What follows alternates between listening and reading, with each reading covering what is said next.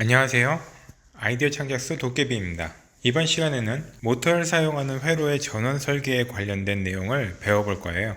아무리 작은 회로라 해도 회로의 시작은 언제나 안정적인 전원 설계부터 시작합니다. 그만큼 이번 강좌는 중요한 내용이니 꼭 이해하시고 다음 강좌로 넘어갔으면 해요.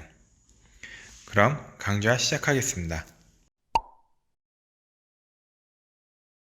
보통 전기의 흐름은 물의 흐름과 자주 비교되죠. 물이 흐르는 수도관을 전기와 비교하자면 물의 높이 차이에 의해 발생되는 수압을 전압에 대응하고 수도관으로 흐르는 물의 양을 전기에서 전류에 주로 대응합니다.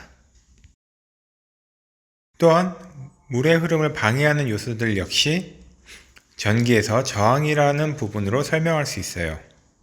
저항은 쉽게 전기가 얼마나 안 통하나를 이야기하는 수치입니다. 예를 들어 흐름관의 단면적이 좁을수록 아니면 흐름관의 길이가 길수록 저항이 커진다고 볼 수 있습니다. 이로 인한 여러 특성들이 있는데요. 대표적으로 전류가 흐르다가 좁은 흐름관과 큰 흐름관을 동시에 만나게 되면 전류는 큰 흐름관으로 가려는 특성이 있습니다. 그와 동시에 큰 흐름관으로 흐르게 되는 전류는 전압이 순간적으로 떨어지는 특성이 있습니다. 이 두 현상 때문에 모터처럼 비교적 큰 전류를 소모하는 부품을 회로에 추가할 때는 회로 전체에 전원이 잘 공급되도록 설계해야 합니다. 지금부터 천천히 설명드릴게요.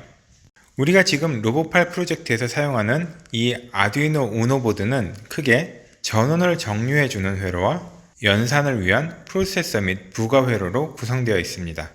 이 보드에서 가장 큰 전류를 소모하는 메인 프로세서의 경우 최대 연산할 경우 소모하는 전류, 즉 최대 소모 전류는 5V 전원 사용 시 약 12mA 정도입니다. 반면 이번에 사용하는 MG90 서버 모터는 많은 전력을 사용하는데요. 최대 전력 소모량은 3.4W, 즉 5V 전원 사용 시 680mA로 아두이노 보드의 최대 소모 전류량의 약 60배 이상 소모합니다. 그렇다면 이런 큰 전류를 소모하는 모터 같은 부품을 아두이노에 연결하면 어떤 문제가 생길까요? 다음 회로 구성 예시를 보며 문제점을 찾아보겠습니다.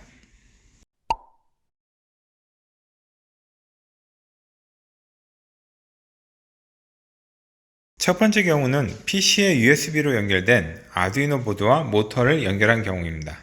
PC에 USB 기기가 연결될 경우 PC는 USB 규격상 5V 500mA의 전력을 줄 수 있도록 설계되어 있습니다. 이는 아두이노를 구동하기에는 충분한 전력이기 때문에 모터를 구동하기 위한 코딩을 하고 펌웨어 업로딩과 몇몇 센서를 구동하기에는 큰 문제가 없습니다. 하지만 아두이노가 모터를 구동하려는 순간 앞서 설명했듯 전류는 메인 프로세서와 같은 작은 흐름관보다는 모터와 같은 큰 흐름관으로 가려는 성질이 있기 때문에 모터가 큰 전류를 끌어갈 것이고 아두이노는 필요한 전류를 얻지 못해 오프 상태로 바뀝니다. 이러한 문제로 정상적인 모터 구동이 불가한 상태가 됩니다.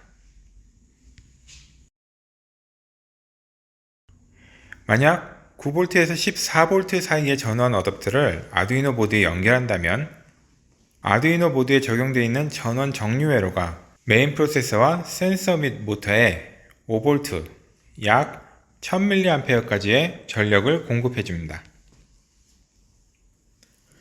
이런 상태에서는 하나의 서버 모터를 컨트롤하는 데 문제는 없을 것입니다. 하지만 이번 로보8 프로젝트에서는 4개의 서버 모터를 사용합니다.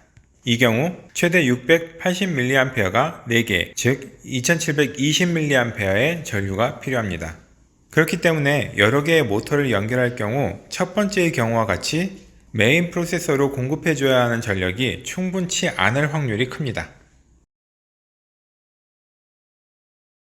앞서 경우들과 같은 문제점을 해결하기 위해 다음과 같은 방법으로 전원을 구성합니다. 먼저 여유있게 전력을 공급할 수 있는 외부 어댑터를 아두이노에 연결합니다. 이렇게 내부 정류 회로를 통해 메인 프로세서 및 연결된 센서들에게 충분한 전력을 공급합니다. 그리고 아두이노의 입력 핀들 중 외부 입력 전원과 바로 연결되어 있는 VIN 핀으로부터 끌어온 전력을 외부 전원 정류 회로를 통해서 모터들에게 전원을 공급해주는 방법입니다. 이러한 구성을 사용할 경우 혹시나 과도한 모터 사용으로 전원부에 순간적으로 전력이 모자랄 경우에도 아두이노에 공급되는 전원에는 영향이 없으므로 보다 안정적인 회로를 구성할 수가 있습니다.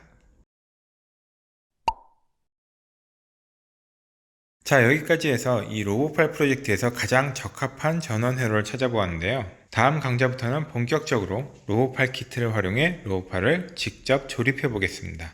다음 시간에 만나요.